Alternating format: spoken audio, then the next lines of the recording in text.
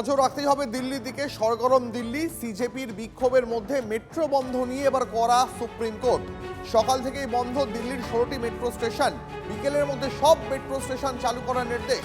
CJP বিক্ষোভ আন্দোলনের মধ্যে এবার কড়া অবস্থান প্রধান বিচারপতির। নির্দেশ না মানলে কড়া পদক্ষেপের হুঁশিয়ারি সর্বোচ্চ আদালতের।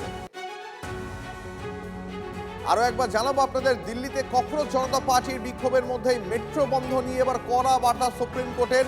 আপনারা জানেন আজ সকাল থেকে দিল্লির 16টি মেট্রো স্টেশন বন্ধ। বিকেলের মধ্যে সব মেট্রো স্টেশন চালু করার নির্দেশ। ককরোচ জনতা পার্টির বিক্ষোভ আন্দোলনের মধ্যেই কড়া অবস্থান প্রধান বিচারপতির। তার আজ সুপ্রিম কোর্টে কি অবজারভেশন, কি জানিয়েছেন প্রধান বিচারপতি, বিস্তারিত জানবো আমাদের প্রতিনিধি জ্যোতির্ময় আমাদের সঙ্গে রয়েছেন এই মুহূর্তে। জ্যোতির্ময়, না জ্যোতির্ময়ের সঙ্গে যোগাযোগ বিচ্ছিন্ন হয়ে গেছে, কথা বলার চেষ্টা করবো আমরা। আরো একবার আপনাদের জানিয়ে রাখি, আজ সকাল থেকে দিল্লির 16টি মেট্রো স্টেশন বন্ধ। বিকেলের মধ্যে সব মেট্রো স্টেশন চালু করতে হবে নির্দেশ আদালতের। সিজেপির বিক্ষোভ আন্দোলনের মধ্যে এবার কড়া অবস্থান প্রধান বিচারপতির। নির্দেশ না মানলে কড়া পদক্ষেপের হুঁশিয়ারি সর্বোচ্চ আদালতের।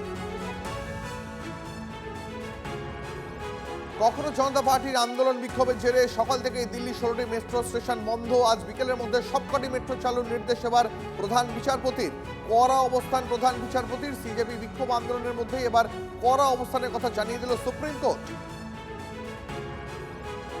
আমাদের প্রতিনিধি জ্যোতির্ময়ের সঙ্গে আবারও যোগাযোগ করতে পেরেছি। জ্যোতির্ময়, যেমনটা আমরা জানতে পারছি, দিল্লির সবকটি মেট্রো স্টেশন যে কটা বন্ধ রয়েছে আজ বিকেলের মধ্যেই চালু করতে হবে। একেবারে কড়া পদক্ষেপের হুঁশিয়ারি দিয়ে বা জানালো সর্বোচ্চ আদালত। দেখো, গতকাল থেকে দিল্লি মেট্রো যান চলাচল নিয়ন্ত্রণ করা হচ্ছে। এমনকি যেদিন এই ঘটনা ঘটেছে অর্থাৎ 21শে জুলাই, সেদিনও মেট্রো সাময়িকভাবে বন্ধ করা হয়েছিল। এবং গতকাল থেকে দিল্লির সাধারণ মানুষের জনজীবন কার্যত বিপর্যস্ত, কারণ মেট্রো দিল্লির লাইফ লাইন হিসেবে কাজ করে। সেক্ষেত্রে আজকে প্রধান বিচারপতি তিনি কড়া নির্দেশ দিয়েছেন যে বিকেলের মধ্যে মেট্রো পরিষেবা স্বাভাবিক করতে হবে, কারণ সাধারণ মানুষ তারা নাজেহাল হচ্ছে। এই মুহূর্তে আমরা যখন পার্লামেন্ট চত্বরে রয়েছি, পার্লামেন্ট সংলগ্ন প্রত্যেকটা মেট্রো স্টেশনের গেট বন্ধ করে দেওয়া হয়েছে। এমনকি প্রায় 5 কিলোমিটার রেডিয়াসের মধ্যে সেন্ট্রাল দিল্লির সমস্ত মেট্রো স্টেশন বন্ধ রয়েছে। শুধু মেট্রো স্টেশন বন্ধ নয়, তার পাশাপাশি ইন্টারনেট বন্ধ রয়েছে।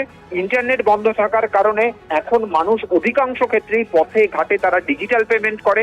সেই ডিজিটাল পেমেন্ট করা যাচ্ছে না, বিভিন্ন জায়গাতে এটিএম কাজ করছে না।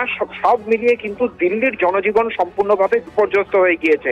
আর এই বিষয়গুলি আজকে প্রধান বিচারপতির নজরে আনা হয়। প্রধান বিচারপতি গতকাল এই দিল্লির যে পরিস্থিতি, সেই পরিস্থিতি নিয়ে সুমোটো মামলা গ্রহণের আবেদন খারিজ করে দেন। কিন্তু আজকে তিনি দিল্লি মেট্রো নিয়ে নির্দেশ দিয়ে